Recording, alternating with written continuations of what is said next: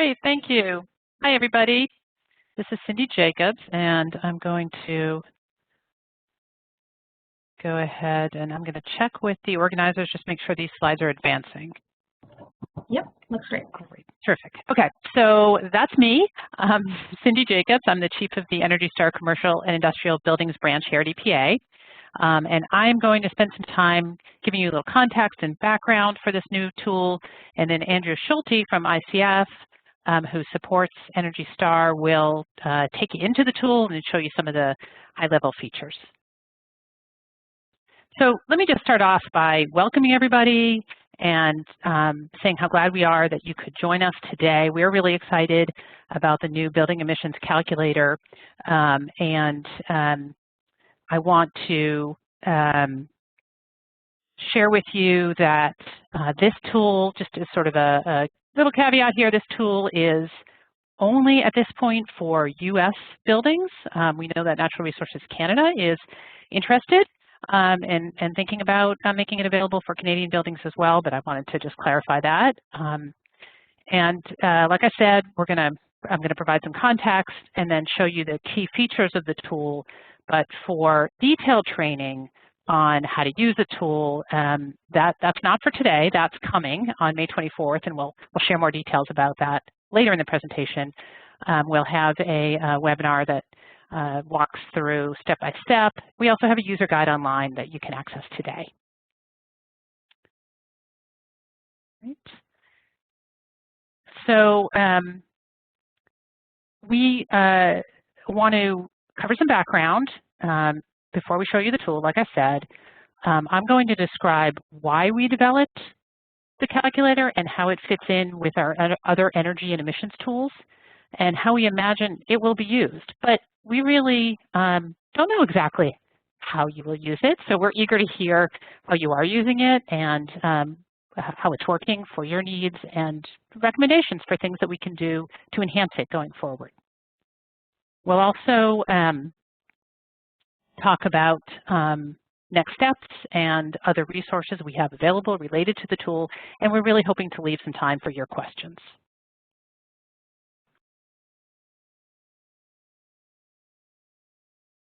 So as you probably know, there is an increasing focus on greenhouse gas emissions estimation, reporting, as well as reductions, of course, which is what's really important for the environment. Many organizations are facing pressure and, in many cases, requirements now to disclose their greenhouse gas emissions. And for some, this may come from investors through, for example, GRESB or GRESB, depending on how you pronounce it, the Global Real Estate Sustainability Benchmark, I believe is what that stands for. So that's something that focuses largely on commercial real estate, but also the Carbon Disclosure Project, or CDP, and many others. These pressures also come from city, state, and regional benchmarking and disclosure laws that many owners and operators face, as well as the emerging building performance standards policies. Nationally, the administration has set targets and is requiring federal facilities to report and reduce greenhouse gas emissions. And for public companies, the SEC rule, the proposed rule, that is out would require those organizations to disclose their greenhouse gas emissions. So of course, beyond disclosure, the importance of managing greenhouse gas emissions, establishing baselines, tracking and setting targets and goals is increasingly important. So now I want to just step back a moment and describe how Portfolio Manager, the Energy Star Portfolio Manager tool that I'm presuming a lot of folks on the line are familiar with, how we do the calculations of greenhouse gas emissions in that tool.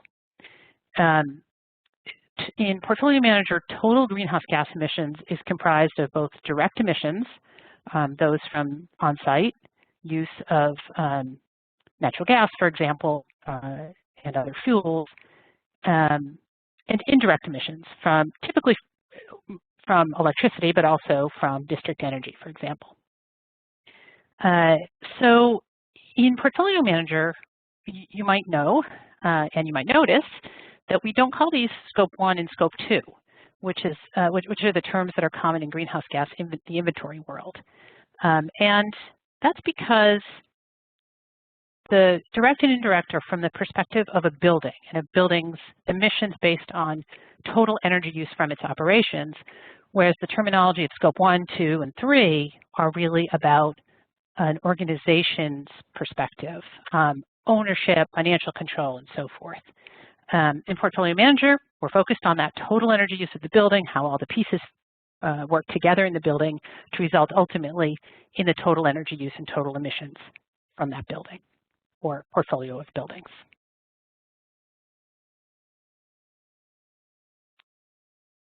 There are two approaches for calculating indirect emissions. Again, this is typically electricity, but also district energy. So in 2015, the World Resources Institute amended its greenhouse gas protocol, specifically focused on what, again, we call indirect emissions, but really scope 2 in the context of inventory development. And these changes now require that those emissions be calculated and reported in two different ways. One is a location-based approach, and the other is a market-based approach. So the location-based approach uses the grid average regional or national emissions factors. So in the US, that typically boils down to the eGrid emissions factors. Those are factors that EPA publishes across, it gets 27 regions now of the US and Puerto Rico. The market-based approach uses energy supplier-specific emissions factors. So this would take into account power purchase agreements or other contractual arrangements through which an organization might buy from specific suppliers. For example, renewable energy credits would be accounted for in a market-based method, but not in a location-based approach.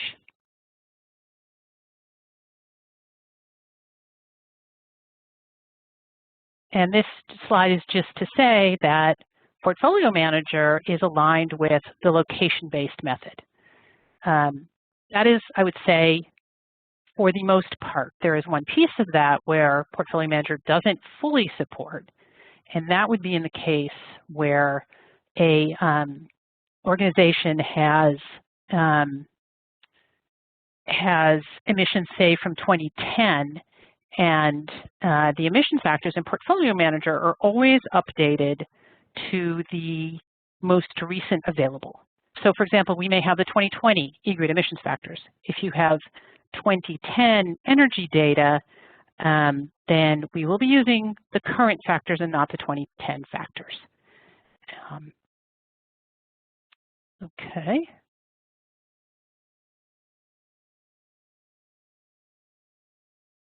Because the location-based approach relies on eGrid factors for electricity, like I said, it may not reflect procurement decisions made at the building or the portfolio level. So this is particularly relevant for RECs. They're just not reflected in a location-based inventory, but they are in a market-based inventory.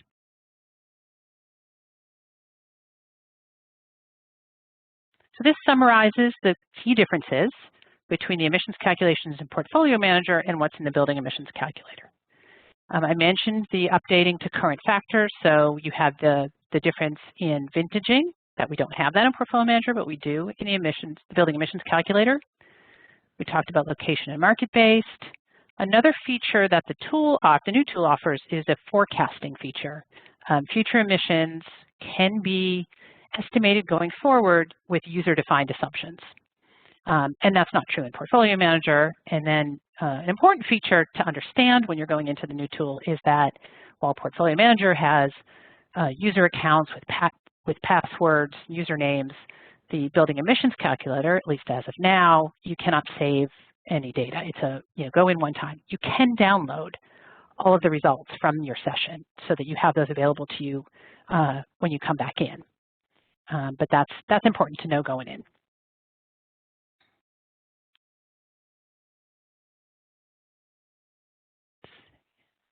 All right. So you might have encountered some of these other tools, and we thought it was useful just to give you a quick comparison or really to place the building emissions calculator in this context. Each tool has its own place and serves an important need.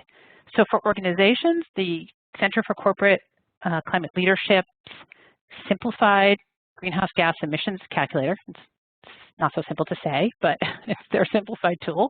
It's a spreadsheet tool. It supports estimation of inventories across all the scopes. So that's very useful. This information maybe from the building emissions calculator can be helpful in that, but this really provides the comprehensive look.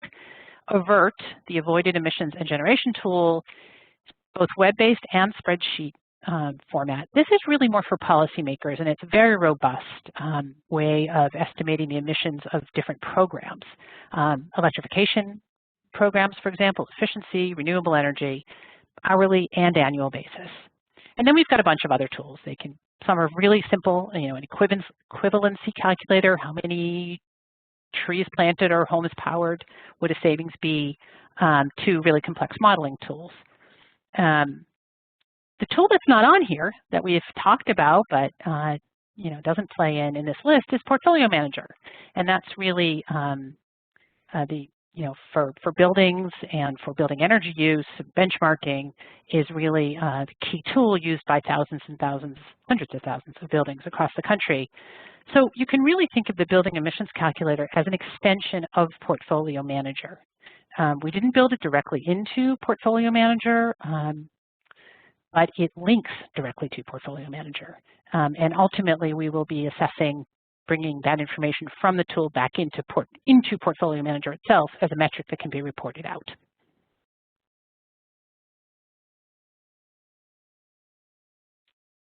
All right, so now let's move on to the anticipated uses. So the building emissions calculator, by its nature, is relatively simple. We wanted to keep it user-friendly. So it really doesn't replace the more sophisticated tools that are out there in the market for creating inventories. We feel that it can be important for organizations who have, especially those who have their energy data in Portfolio Manager, where you can pull it directly into this new tool to create a piece of their inventory and be really useful for scenarios and so forth. But like I said, there still is a need, maybe a need in many cases for more sophisticated tools. So anyway, this is one use case where somebody wants to be developing their inventory, and we think this tool can really help, again, particularly if their buildings are in Portfolio Manager. Another important use case is, I mentioned the growth of these building performance standards. I think there are now 10 of them out there, and many, many more that we've heard are where jurisdictions are exploring them. So the tool, the building emissions calculator, allows building owners to estimate their emissions using emissions factors that have been promulgated for building performance standards. For now, this is just New York City, their local law 97, but we know there are a number of other ones underway, and once those are final, we'll be putting those factors into the tool as well.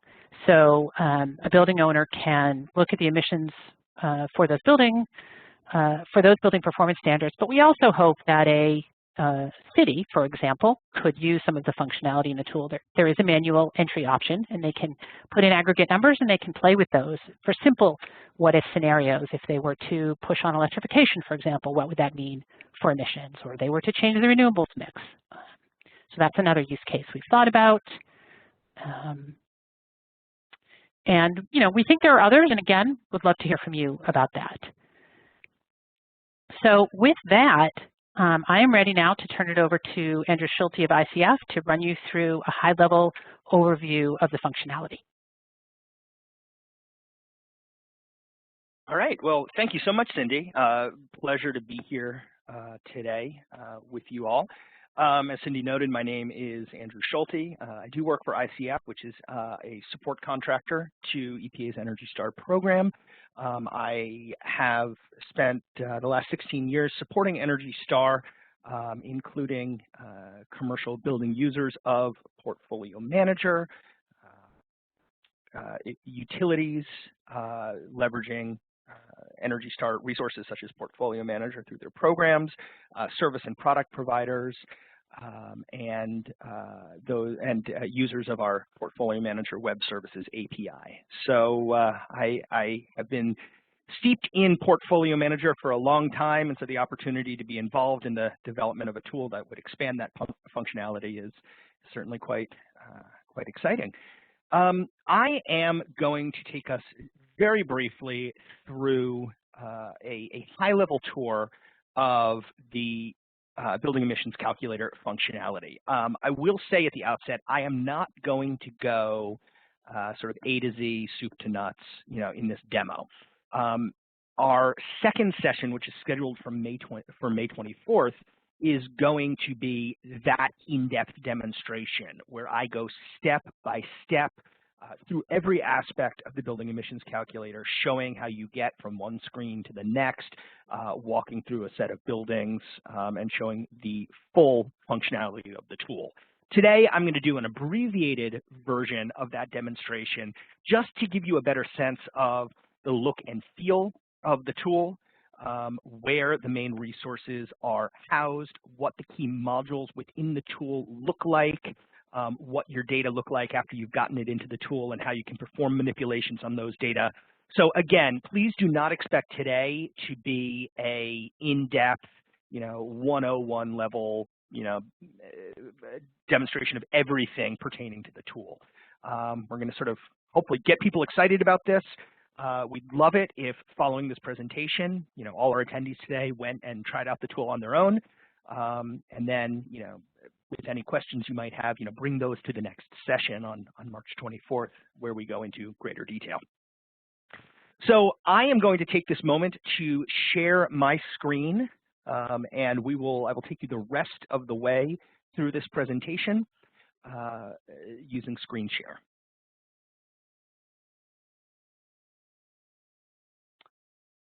All right, so here we go. Alice, would you be able to confirm that you are seeing my screen in the WebEx viewer? Looks great. Excellent. Well, great. Well, here we are in the building emissions calculator. This is the home base. This is the new landing page for the building emissions calculator. From anywhere on the EnergyStar.gov main website, if you come on up here to commercial buildings, you can come on down to resources by topic, and then up here under the B's, you will see building emissions calculator. That takes you right there to this page. So it's under the commercial buildings section of the Energy Star website, under resources by topic, select building emissions calculator. From that page, there will be a basic definition, an overview of the tool and its functionality, and then there will be the opportunity to go directly to the tool to begin using it. I will note that down at the bottom here under Get Started, there's a link that will take you to the calculator itself. There's a direct link to a user's guide, and it looks like, let me see. There you go. It's a pretty in-depth document. It's 18 pages long, and it walks through every single step of using the tool. So certainly we encourage anybody who's going to dig into this tool a little bit further to familiarize themselves with this user guide, and it can stand as a guidance document while you work your way through the tool. There's also a separate page, a help page dedicated to the building emissions calculator, which is accessible from this main page, which will again provide a link to a user guide, a glossary, technical reference guides specifically about the calculations in this tool, as well as the way that green power and greenhouse gas emissions are calculated in Portfolio Manager. And then there is always going to be a sort of a permalink here to contact our help desk to either ask a question or provide feedback about the building emissions calculator. If you click that link, it's actually going to it's going to prompt you with a form that specifically pre-populates the header to read comments on the building emissions calculator. So if you have any thoughts, questions, click this link, send them our way, and they will get marked as questions specific to this calculator. All right, well, regardless, once you're at any of these building emission calculator main pages, you can click on Use the Calculator, and it will take you to this main page. This is the landing page for the building emissions calculator. You'll note that the help page that I just showed you is available in this upper right-hand corner. You can always click on this. There are three main ways to get started using the calculator. The first two, as Cindy alluded to earlier, these are mechanisms which will allow you to get your data from Portfolio Manager into the building emissions calculator. So if you have already benchmarked one or more buildings in Portfolio Manager, there's no need for you to re-enter those data. You can simply reach into Portfolio Manager and pull them out. And then, in fact, there are two different ways to do that. One, which I will show you in a minute, is just a direct, you log in from this tool, reach into your Portfolio Manager account, pull out the buildings you want, and go on from there. There is another approach whereby you would generate a specific report from within Portfolio Manager, download that to your computer, and then upload it right here. All right, but either way, these first two options allow you to avoid re-entering data. If you have one or more properties that you haven't yet benchmarked in Portfolio Manager, or you just want to get in and kick the tires on the tool, you could use this third option, which is to enter data manually. If you select this option, it will allow you to download an Excel-based template. You can enter in your building information there and then re-upload it for ingestion into the tool. So again, even though this tool was not designed within Portfolio Manager, we tried to make it as easy as possible for users to get data from Portfolio Manager into this tool. So let me give you a quick overview of what that looks like. Let's use this first option here. We're going to import directly from my Portfolio Manager account. So as you'll see, I click on this, and it prompts me for my Portfolio Manager username and password. I put that in here and click Submit. And what it's going to return to me is it's going to return to me the list of all buildings in my Portfolio Manager account. Now, these are all dummy buildings, sample buildings that I've set up because I use this account for trainings. So I'm only going to select a couple properties. But the idea is that you can work your way through this list and select up to 50 properties that are located in the US and that are already in your Portfolio Manager account. The 50 building limitation is part of this initial launch of the tool. Obviously we recognize that there are users out there who have more than 50 buildings in their account, or that they would want to run through this tool at one time. As we see the uptake of the tool and usage patterns, we will obviously explore whether it's possible to lift that threshold. But right now, you can select up to 50 US buildings for import from your Portfolio Manager account into the building emissions calculator. Once you've selected the buildings you want to ingest, you click this button up here, and that takes you to a next page where, for the buildings that you've selected, you can now choose the date range for which you want to ingest data, okay? And in this chart here, you'll see that we provide the baseline period date and the current period ending date for your building. The idea here is to make it easy for you to select date ranges to import into the calculator that match the data you have in Portfolio Manager. So here I see I've got one building that has complete data for calendar year 2017 through 2021, and one building that has complete data for calendar year 2017 through calendar year 2020. So I'm going to go in here and I'm going to choose a month, and I'm going to choose years. I'm just going to go ahead and choose all of these years. And what I'm telling the tool is I want it to ingest data for the period ending December 31st for each of these 5 years, 2017, 18, 19, 20, and 21. And when I click this button to submit data, it brings us into the tool. And the first thing you see here is a graphical depiction of the data you've entered. In this view right here, which you'll see is the building view, what it does is it takes each of 2 buildings that I selected and it maps out greenhouse gas emissions metrics for each of these buildings across a 5-year period. Now you'll notice that only one of these buildings has a data point for 2021. And that's because if you remember from the prior screen, this building up here in green actually only had data for 2017 through 2020. So basically the tool will ingest what is available. And so if you choose a date range for a building that does not have information for a given year, the tool will simply show a blank for that period. Okay, so this is the graphing module. You can switch back and forth between a time series building view and a bar graph portfolio view. And then up at the top of this graph, you'll be able to move between different emissions types and calculations. You can manage which buildings are being displayed in this graph. And you can control which time periods are being displayed in this graph.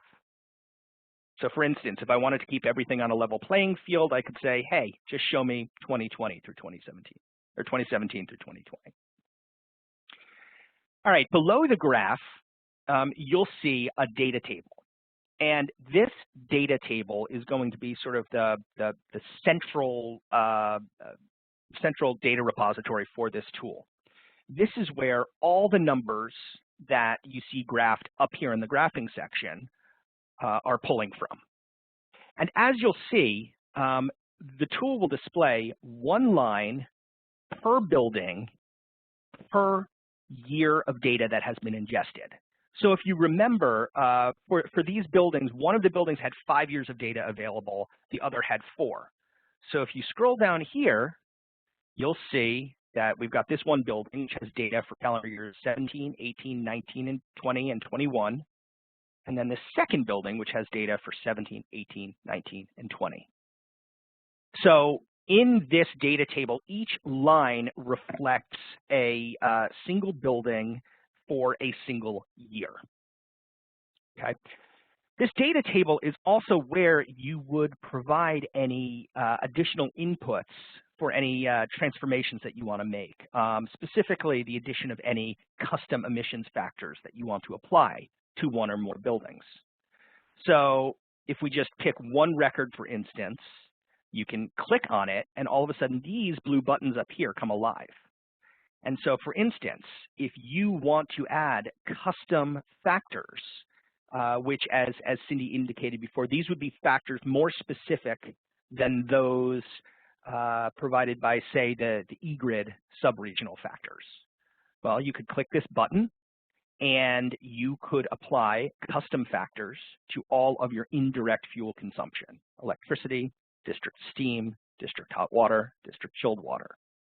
And as you enter this information, let's just say 20% of my electricity is receiving electricity with an emissions factor of roughly half the eGrid emissions. Well, you'll see that custom factors have been applied, and you'll see that these numbers have actually lowered a little bit in the market-based section. Similarly, as Cindy alluded to earlier, if your building is located in a jurisdiction with a building performance standard where they have actually specified city-specific factors, you can account for that here as well. You'd click, again, you'd select one or more building records, and you'd click this Add Locality Specified Factors button. Right now, the only locality-specific factors that we have entered into the tool are for New York City Local Law 97. However, we expect that the list of cities with their own emissions factors will grow in the coming months and years, and they will be added to this tool accordingly.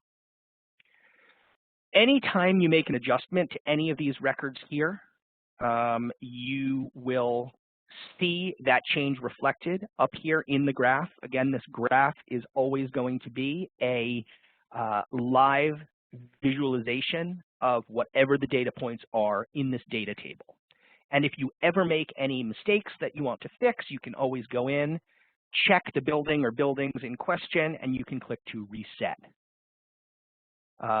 So for instance, you can reset the custom factors, the city-specific factors, or both.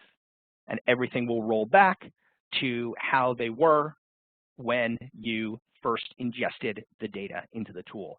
And by the way, if you want to see at any point what data the tool is working from for a specific year, for a specific building, you can just click right on that name, and it will pull up the information that was imported from Portfolio Manager or entered manually. Right, so there's always transparency. Even though the tool does not exist in Portfolio Manager, there is always transparency as to the metrics from Portfolio Manager that were pulled out and ingested into this tool for greenhouse gas emissions calculations.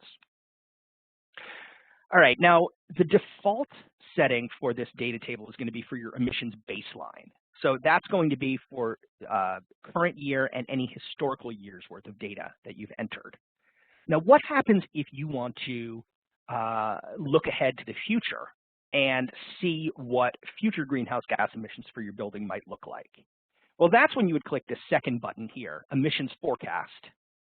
And rather than showing you one line per building per year's worth of data, what it's going to do is it's going to show you, it's going to start out with the line of data for each building that represents its most recent year. So for this building, it will be December 31st, 2021. For this building, it'll be December 31st, 2020. Okay, so the forecast feature works off of the most recent year of data for each building that you've ingested into the tool. If I want to estimate emissions forecasts for these buildings, I can select one or both of them and then click Add Forecast Assumptions. And from here, you'll be presented with an interface where you can toggle through five specific considerations to define what your building might look like in the future. So first you enter a forecast date, let's just say December 2040. At this point, you can only conduct forecasting for one future period per building. But again, that's something that can be looked at in subsequent versions of the tool to see if, multiple years, multiple forecast years, if that is something that would be possible and if that's something that our users want. But once you define the forecast date, what you can do here is now make some assumptions about how this building is going to look in the future. So, all right, right now, the average for these two buildings is 63% of energy consumption is from electricity. Let's say that by the time we get to 2040, it is assumed that these buildings are going to be all electric. Well, we can click that slider all the way up to 100. Let's say that between now and 2040, we're also going to achieve 30% energy savings at each building.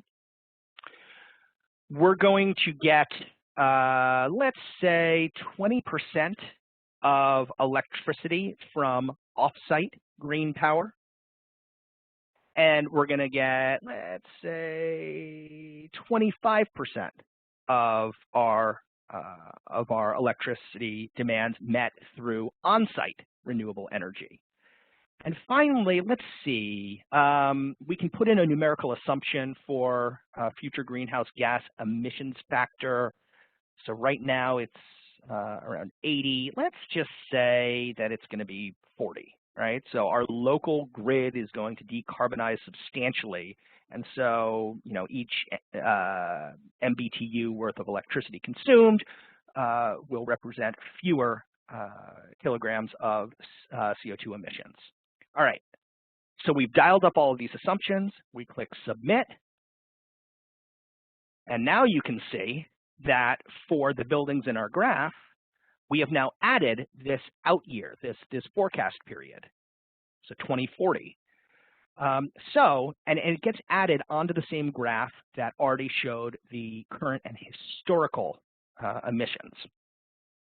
So you can see for this building, you know, because 2020 was its most recent year, you can see the difference between 2020 and 2040. And then for this building in blue here, its current data go out through 2021. And so you're seeing the drop between 2021 and 2040.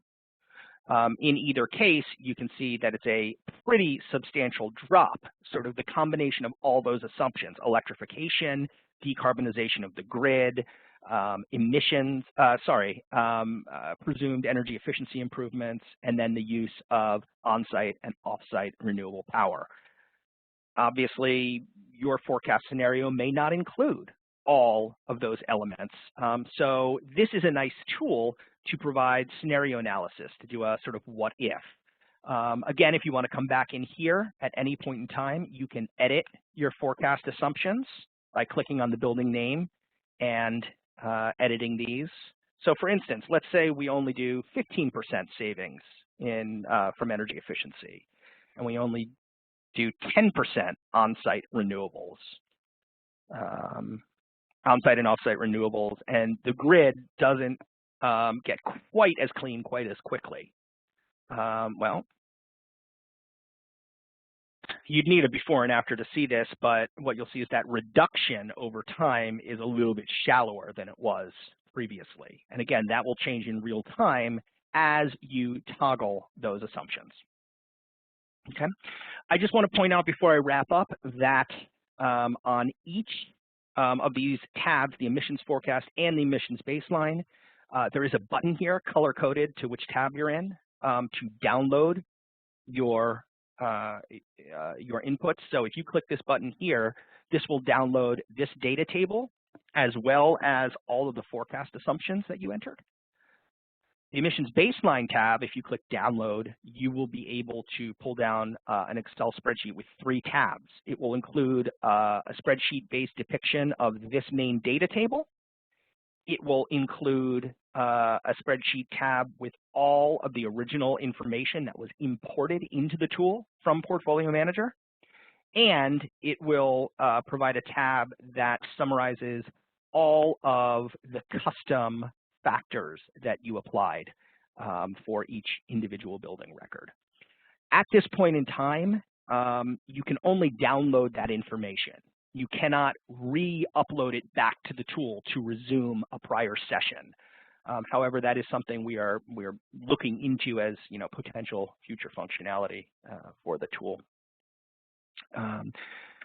So looking at the time, it is about 2:40. We definitely want to leave enough time for question and answer. So again, I recognize that, you know, this was a bit of a whirlwind tour through the tool. The goal is not that you're going to walk away from today an expert on the use of this tool, but simply that you are familiar enough with the interface to begin working with the tool. And then hopefully you'll be able to join us on the 24th when we take a sort of slower, more deliberate, more paced approach to walking through the tool. We'll basically have a full hour to walk through every aspect of this tool. So with that, I'm going to stop sharing, and that's going to bring us back to our presentation screen. I did include static screenshots of all of the live content that we just went through. So these will be provided to you in the slides that you are shared after today's session. Again, just as a reminder of what we covered. And the session on the 24th will go much more in depth on each of these screen by screen, field by field, click by click descriptions.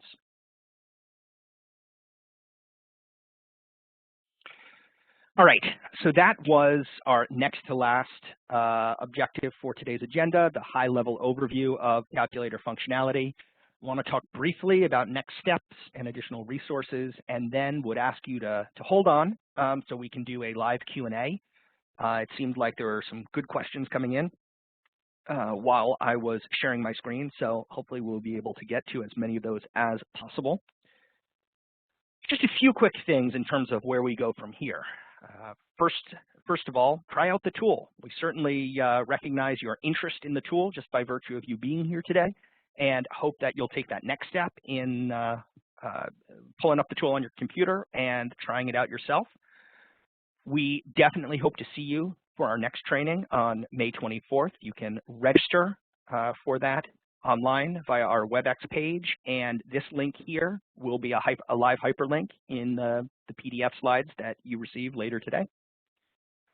Here is the direct link to contact our help desk if you're running into any problems using the tool or if you want to provide feedback. And definitely, if you're interested in learning more about greenhouse gas measurement and management, EPA's Center for Corporate Climate Leadership is a great resource for that. And so we wanted to provide the link here and encourage you to visit that site if you have not already happened upon it. As Cindy noted, we are very interested in user feedback. We have our ideas as to how this tool can and might be used, but we fully expect that our users will find new ways to get value out of it. So we are very interested in hearing more about how you are using the tool, including any requests or suggestions for future enhancements. Please do send them in. We can't at this point give any specifics as to whether and when those enhancements would be made, but we will be keeping a running list and sort of prioritizing that list based on user feedback. And again, this last bullet here is just to indicate, at some point, if the market uptake of this tool is sufficient enough or substantial enough, it is possible that the functionality of this tool could be wired into Portfolio Manager, right? So it would be just all under one umbrella rather than being broken out into two separate tools. At this time, however, they are two separate tools. We've tried to make the synergies between them as clear as possible and the data transfer as easy as possible. But we will be very interested to see what kind of uptake this tool gets, as that will sort of inform future direction and future development. A lot of additional help resources that we wanted to provide. A lot of this technical documentation is available via the Building Emissions Calculator help page that I showed you earlier. And there are some additional links here as well. All of these links should be hyperlinked. So when you get the follow-up slides later today, you should be able to go in and click right through to each of these resources.